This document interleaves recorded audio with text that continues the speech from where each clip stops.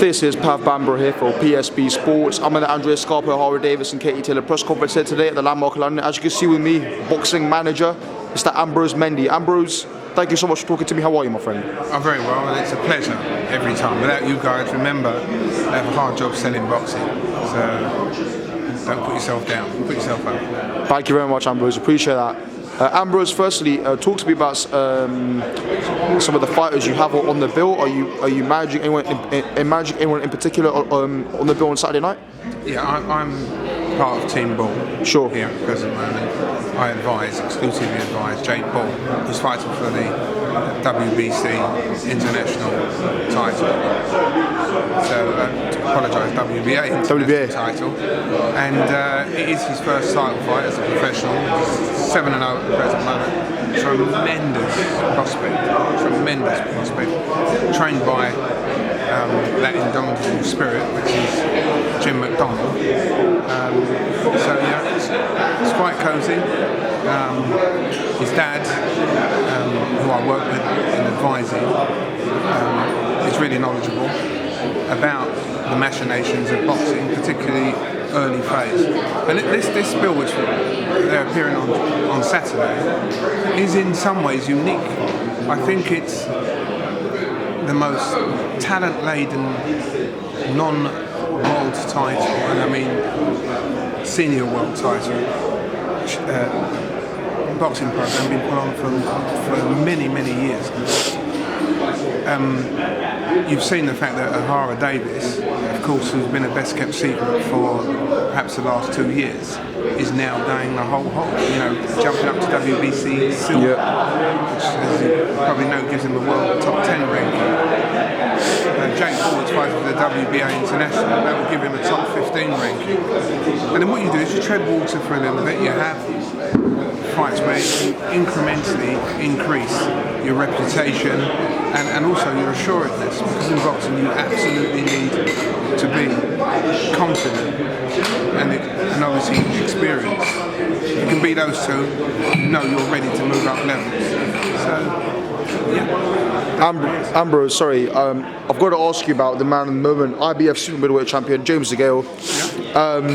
He's going out yet again abroad to fight Badou Jack. Huge, Ambrose, absolutely huge unification fight we have here. WBC and IBF super middleweight titles. Firstly, how was James been? How was he in training? And what was your part in the advisory role for the deal with him and Jack? If you could explain that by chance. Okay, let me explain. At this present moment, I no longer represent James Degale. So I'm talking to you as somebody of experience, my own personal knowledge and understanding. James is going to fight a unification fight. And personally, James Degale turns up, switched on. It's a fight that you can fairly predict. You've got to go and win 9 rounds emphatically, and 3 rounds you just got to be in and about. Anything less than that, you will not win. And I say that because Floyd Mayweather is Badou Jack's promoter. Leonard Ellaby, of course, is his co-manager. I think Lou DiBella is the promoter of the event itself. This is their first entry into New York, which everybody knows. Forget about Las Vegas. New York is the heart of boxing. Absolutely. I don't know that unless it's for the craziest money in the world, which it isn't. I don't think it's a fight that is going to show James Degale at his best. I really don't. I think it's going to be really close. Of course, I want James to win, but it's not going to be easy. I would say it's going to be the hardest fight of his life. And if he takes on board it is going to be that, then we'll see switched on 12-round fighter James Degale. Ambrose, obviously we know James with Eddie and Al Heyman, but what's the reason you aren't representing him anymore?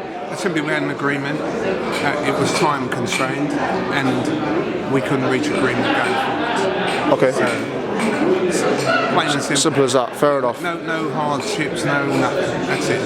It's boxing, it's life, and that's what you do. No, absolutely. Fair enough. When I brought Al Heyman to the table, it was obvious. My job was to surround James with excellence, and to that end, on a leaving note, it's Al Heyman. So it can't go better than that. James now has a platform to go everywhere and anywhere. Time to move on and move elsewhere. Ambrose, notably, you're also part of Nigel Benn's team when he fought Chris Eubank, and obviously there's been a lot of words spoken back and forth at the moment with the Eubanks. What if you were advising Chris Eubank Jr. right now? He's in a pretty difficult position, as many people would see. He's turning down the Golovkin fight didn't happen for whatever reason. Yep. Many people were saying Chris Eubank Senior's demands. If you were in Eubank Jr.'s position now, he's currently in Dubai. How would you advise him on his next move? Because a lot of people are struggling to find what he would do next, because he asked to be on the bill on December 10th, and he's not on there. So how would you go about advising him if you were his advisor right now? Okay, his next move. There's a few questions there. Let me just Sure. First of all, let me say, I wasn't part of Nigel Benn's team. I was his exclusive and sole manager. Sure. And of course, I was the creator of Team Ben. Sure. I also co-promoted Nigel's fights, particularly his fight with Eubank, the first fight. Sure. Eubank Jr., let me address Eubank Jr. first. I think he's an exceptional talent. Make no mistake about it whatsoever. His dad is very clever, very astute. As little he doesn't know in boxing, and he has the presence to command attention. Now, the one side of I think everybody, except for an idiot, knows that was a great opportunity to fight Golovkin. I'm one of the people that actually thought he would beat Golovkin. However, the dad's response in reply to do we or do you not think that it was an opportunity lost, 3 million was quoted. He said, my son doesn't have the wherewithal to cope with a £3 million purse. He's nowhere near ready to earn that type of money. So, for me, that was the perfect answer. I think next year we'll see Eubank Jr. emerge into something quite special. I think from a middleweight point of view, he's arguably the best middleweight in the world. If he were to go up, hard task, because then you've got, of course, the James Degale of this one. Not so easy to do. So, take care. Not so easy to do. So, my advice, if any advice to Eubank Jr. would be get ready for January, February next year. This is your year. And it will be. And it will be.